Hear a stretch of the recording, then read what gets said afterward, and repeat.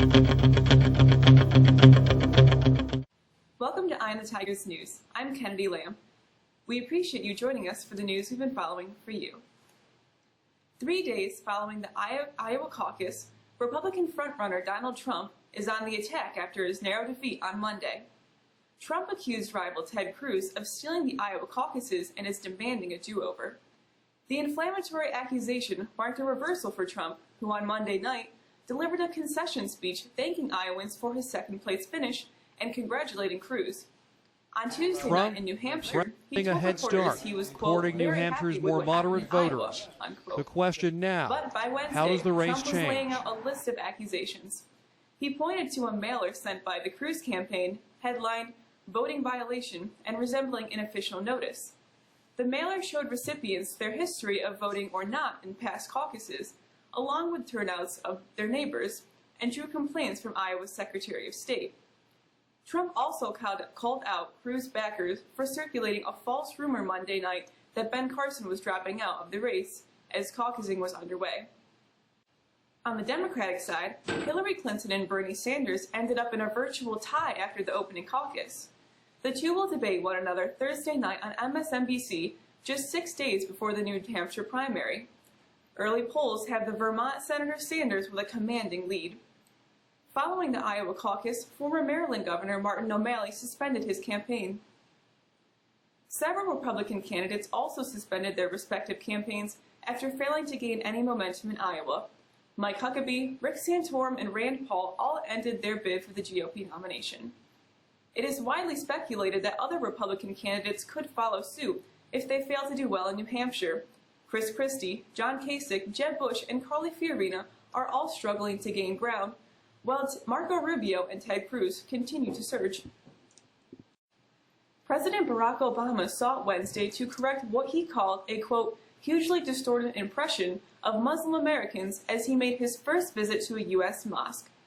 He said those who demonize all Muslims for the acts of few are playing into extremist hands.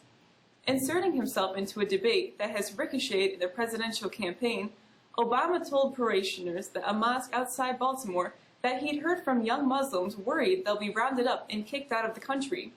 He said Muslims, too, are concerned about the threat of terrorism, but are too often blamed as a group for, quote, the violent acts of the very few. For Muslim advocates, Obama's visit was a long-awaited gesture to a community that has warned of escalating vitriol against them that has accompanied the public's concern. Two Central New York congressmen broke with their party Tuesday on a Republican attempt to override President Barack Obama's veto of a bill to repeal his landmark health care law. The House vetoed 241 to 186 in a failed effort to gain the two-thirds majority needed to override Obama's veto. United States Reps John Katko and Richard Hanna were among only 3 House Republicans to split with the party in the vote. Kik Messenger, a popular smartphone app among younger teens, is on the defensive following the stabbing death of a 13-year-old girl in Virginia who told friends she was using Kik to connect with an 18-year-old man. Like Instagram, Snapchat, and other messaging rivals, Kik provides free, easy, and instant connections to other users anywhere. Kik enables people to message each other one-on-one or in group chats and to share photos, videos, and other content. By enabling people to identify themselves only by an invented username, it provides more anonymity than services such as WhatsApp, which connects people through their phone numbers. Law enforcement officials say the application is dangerous in part because parents cannot reliably prevent anonymous strangers from contacting their children if they use it. An explosion that blew a hole in a jetliner shortly after takeoff and left 1 man missing was believed to have been caused by a bomb, the pilot said Wednesday, describing how the crew calmed frightened passengers as smoke enveloped the cabin before he brought the plane back to Mogadishu's airport for an emergency landing. Residents of Balad, a town 30 kilometers north of Mogadishu, found the body of a man who might have been blown out of the Airbus 321 in Tuesday's blast, said police officer Mohammed Hassan. Government officials also said no evidence had been found so far of the criminal act. Today's odd news of the day comes from California, where there are only hours to go and $63 million on the line, and the mystery remains, where's the winning California lottery ticket and why hasn't someone cashed it in? A lottery spokesman said Wednesday that even he wants to know why the Super Lotto Plus winner let 6 months pass without claiming the prize. Whatever the reason, it won't be a good enough excuse if the 5 p.m. Thursday deadline passes and nobody produces the ticket at a lottery office. The lottery has repeatedly issued statements urging the winner to come forward before the deadline. It's February, correct? You might not know it by going outside, where temperatures this week flirted with 60 degrees, and most, if not all, of the snow has melted. Just for some perspective, last year at this time we were below zero. Let's get a look at our weather forecast from Mr. Charbonneau.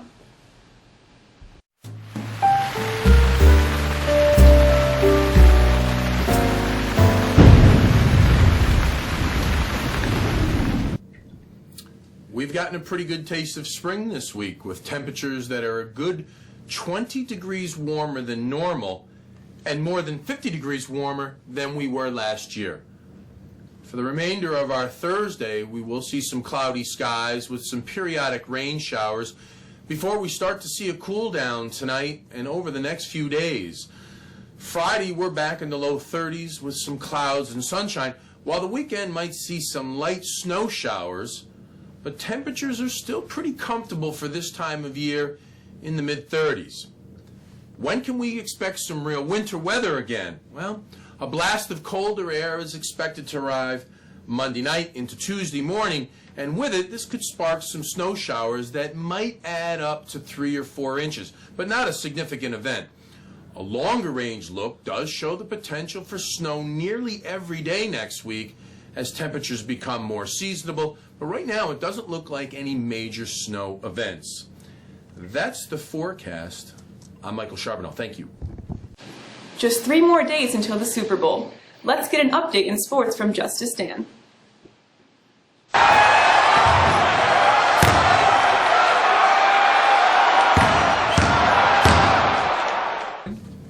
You might as well call it for what it is.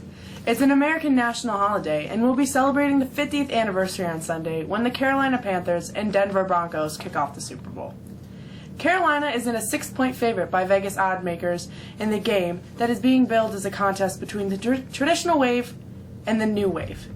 The Broncos will be led by future Hall of Famer quarterback Peyton Manning, who most experts are saying will play his last game on Sunday, and an upstart QB Cam Newton, who has burst onto the scene and season with his physical play and brash personality.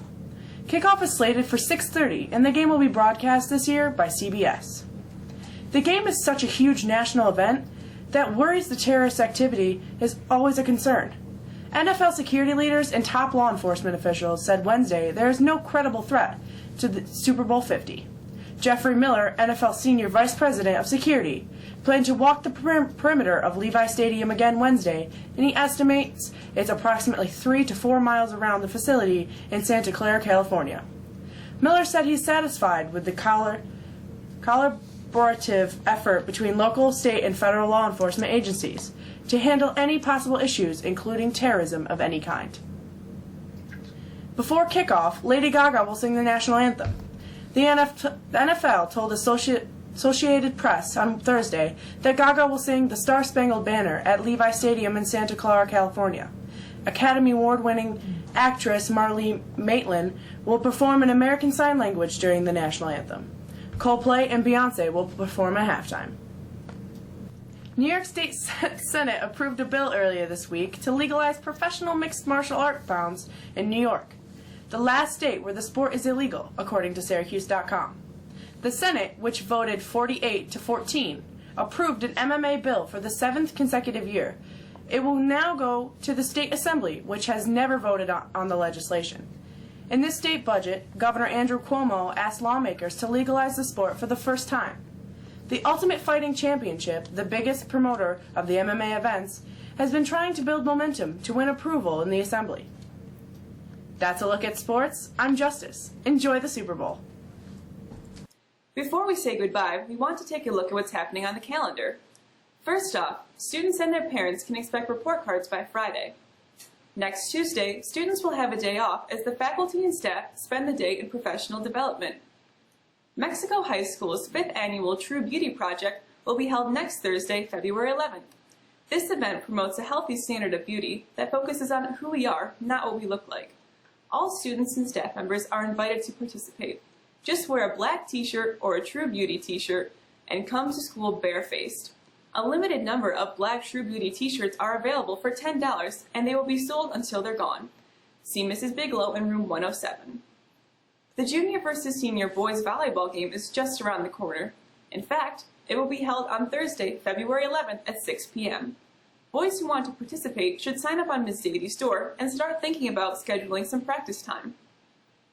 The boys basketball team will host Phoenix on Friday, and the girls travel to Phoenix. Both teams are on the bubble as they try to secure another 2 wins to clinch a playoff berth. The wrestling team heads down the Thruway to Central Valley on Saturday. And finally, the French semifinal is just around the corner. Students interested in bringing a guest from outside the school district can pick up a guest pass from the assistant principal's office. Okay, that's it for us. A lot going on, and we're pleased you were able to join us as we continue to keep an eye on the news for you. For the staff of Eye on the Tigers News, I'm Kennedy Lamb. Have a great rest of your day.